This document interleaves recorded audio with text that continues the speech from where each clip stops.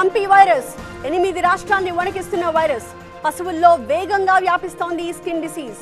Lumpy గనక ముదిరితే 2 వారాల్లోనే పశువులకు ప్రాణగండం ఉంటుంది అని చెప్తున్నారు.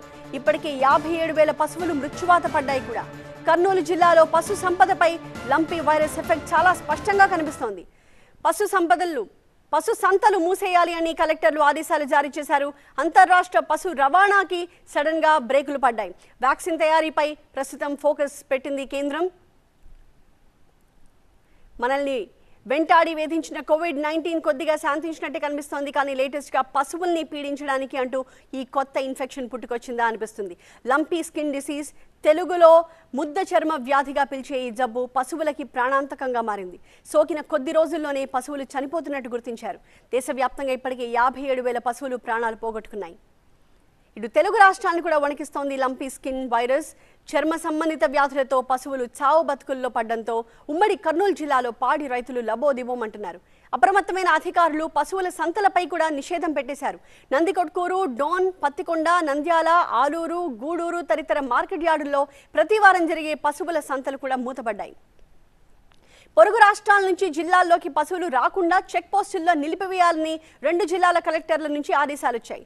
కర్నూలు జిల్లా గార్గేయపురం, నాయకల్లు, సంకిరేనిపల్లి గ్రామాల్లో ఆవులకు లంపీ స్కిన్ వ్యాధి సోకినట్టుగా వెటర్నరీ డాక్టర్లు తేల్చారు.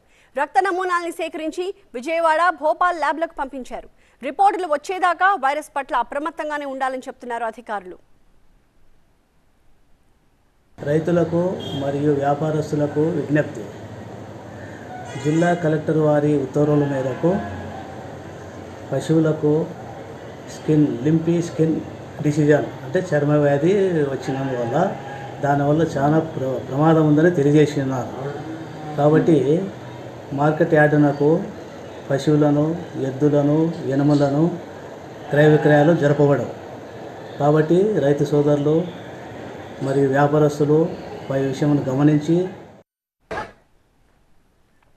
ప్రస్తుతం 8 రాష్ట్రాల్లో మృత్యుఘంటికలు మోగిస్తోంది ఈ లంపీ వైరస్. మధ్యప్రదేశ్లో ఏకంగా 3,300 పశువులకి లంపీ స్కిన్ డిసీజ్ సోకినట్టుగా లెక్క తేలింది. వీటిలో ఇప్పటికే 38 ఆవులు చనిపోయాయి. వ్యాధిని అరికట్టడానికి తీసుకోవాల్సిన చర్యల్ని యుద్ధ ప్రాతిపదికన చేపట్టాలని ఆదేశించారు సీఎం శివరాజ్ సింగ్ చౌహాన్. బయటి రాష్ట్రాల నుంచి